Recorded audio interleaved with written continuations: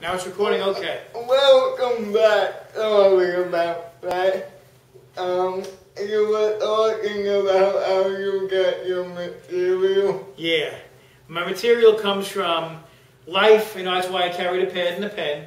Everything I see in life, and mostly anger. Things that make me angry, mostly make everybody else angry. Yeah. So you try to figure out how to put a twist on it, make it funny. When you are on stage, right. You get angry. Yeah, I know.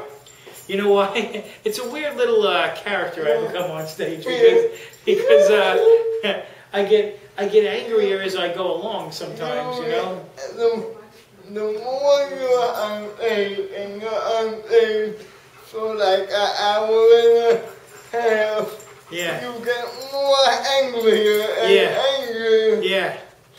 I get angry at what I talk about, because the seeds that were planted when I first had those thoughts about those bits, and I think about the situation I was in when those situations came about. That's what makes me angry. That's all. And you know what? It's all part of my. It's all part of what I do also, because everybody's angry, and that's just the way I release it. So. Yeah. What was your favorite show to warm up? My favorite show to warm up? Yeah. The Rosie O'Donnell Show. I knew that. Bar none. It was the greatest. When Rosie, I did a spot on the David Letterman Show, and June 13th of 1996. I did a stand-up spot. And as I was leaving the studio, Rosie O'Donnell called my manager. We had the big cell phones at the time. He had it to his ear. And Rosie O'Donnell and this guy, Daniel Kellison, who was a producer, called my manager's cell phone, Jeff Sussman, who manages Kevin James. And they said, Joey, you want to do the warm-up of the show? And I said, well, Rosie, what kind of a show is it going to be? Is it going to be like people throwing chairs at each other and stuff? Is it going to be fun? She says, no, it's going to be like Mike Douglas and Merv Griffin, not like that. And I said, oh, yeah, it's going to be. So she said, I said, can I run it like a comedy club? She said, sure, run it like a comedy club. And from that point on, we were shooting koosh balls and giving candy out and cakes, and it became the Rosie O'Donnell Show, which was the most fun. Yeah, that's where I first saw you. That's where we first met, yeah. I was like throwing koosh balls. Yeah, koosh balls. And Rosie, you know what? Because of Rosie, all these other shows that are on now have to give the audience gifts, because Rosie started that. Yeah, and what was you like the best warm-up guy? I was voted best warm-up guy in New York, yeah. In the business? Yep. Because you called out Rosie O'Donnell Show 2 times, and they hired a substitute for you, and he wasn't you remember as that. good. Yeah. Well, what happened was... As you came back, Rosie gave you a raise. That's right. I can't believe you remember that. That Rosie, when the show started June 10th of 1996, but they used other comedians to warm up the show, and it didn't work out. So that's when she called me to do it, and I wound up doing it. And the producers in television, they don't want to pay, especially warm-up people. They don't want to pay. They just think that we're just part of the scenery, I guess. So they don't want to pay a lot of money. So I was trying to get a raise, and Rosie took the show to L.A., and we were in L.A. for about a month. And a friend of mine wanted me to do his TV show. This guy, Jerry Red Wilson, who had passed away a while ago, but it was called That's Life. And I wound up taking a day off to go do his TV show. I said, Rosie, you mind if I take it? She said, no, they'll just get somebody else. Well, they wound up getting a magician that was doing rope tricks in the warm-up and knew nothing about doing warm-up to an audience. And there was like 2,000 people in the audience. You can't do rope tricks to that many people. So anyway, the guy wound up bombing. He bombed.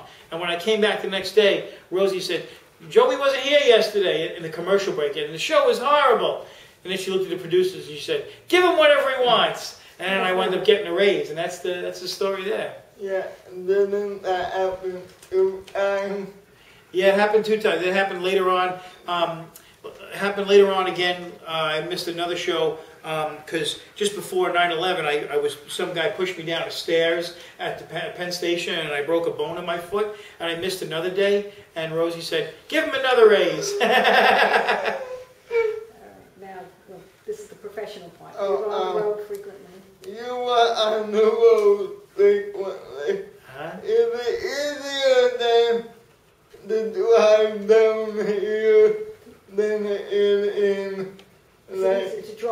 South than If it's easier to drive in the South. Is it easier to drive in the South? Yeah, because people are so polite. That's what it is. See, when you drive, because, I mean, my wife's a New York woman. When she drives, she puts on makeup in traffic while she's driving. She's like, get out of my way, I can't believe you're driving so fast, get out of my way. What are you driving with? Your license of a bubblegum machine, you idiot, I can't be either. Go! When you're down south, it's like, go ahead, go ahead. You on this side, go ahead. Everybody go ahead. You behind me, come around, go ahead. I tell you what, I'll just go home, wait till you're all done driving, how's that? Just nice down there. That's Jesse's favorite routine. You have a dog, can you tell us about the dog? Do I have a what? You have a dog? The dog? You still have a dog? Do I still have the dog? Yeah. And I gotta clean up his poop all the time. That's all he does. My wife and kids want the dog. Can we get a dog there? It's the dog. So I went on getting a dog just not to hear the Long Island accent saying, dog, dog, we have a dog, let's get a dog. I got him a dog. And it's not a little dog, it's a big dog too. When my dog doesn't poop AA batteries, no, he poops 5 cigars come out of this thing's ass every time he goes. And you know, my dog does, he poops while you clean it up his other poop. Is that the biggest disrespect? And he does. He's like, thanks for cleaning that up. But I'm going to put one here, another one here. And then when he's done, he kicks it up in the air for you. He shot it into the bull cover. I hate that dog. Because, you know, I grew up in the 70s. My wife's got a poop radar. She knows when it's out there, by the way. You know, when there's poop in the yard, clean it. I grew up in the 70s. When you saw poop in the 70s, you never cleaned it up. If you saw poop, you said, look out for the poop. Oh, thanks. And you just walked around the poop, but nobody cleaned it. We left it there so long it turned white. You're too young. You don't remember white poop. It got white and hard, then it turned to powder. It looked like little piles of cocaine sitting next to the sidewalk. That's what it looked like. But nobody cleaned it. Yeah, didn't you have a dog that wiped it? That's what he does. My dog, my wife says, she got a new carpet in the house. She says, take the sneakers off as soon as you walk in. Yet the dog can go back in the backyard, poop all over the backyard, come in, then he's got this move. He's able to back legs up, he just drags himself right along the carpet, leaving a line of poop, yet my sneakers are too dirty. Am I mad? No, I'm happy. Growing up in the 70s? You grow up in the 70s, you want to Yeah. how it was growing up with your mother, father, and brother. Well, and do they come to see your show? Yeah. Well, my mom and dad had passed away a while ago, but my brother comes to see the show all the time. And it was just much different then. My father, when he got mad, he would throw a shovel through the wall. Now I get mad as a father, and I'm on Prozac, Zoloft, I'm in anger management classes, I got to go to therapy and relive the event 14 times, so as not to throw off the delicate harmony of my family, even if it's a legitimate reason for getting mad, like the dog wiping his butt on the carpet. What about your kids? How are your kids? Kids are good. Kids are good, but they're a little bit spoiled, you know. We give them everything they want.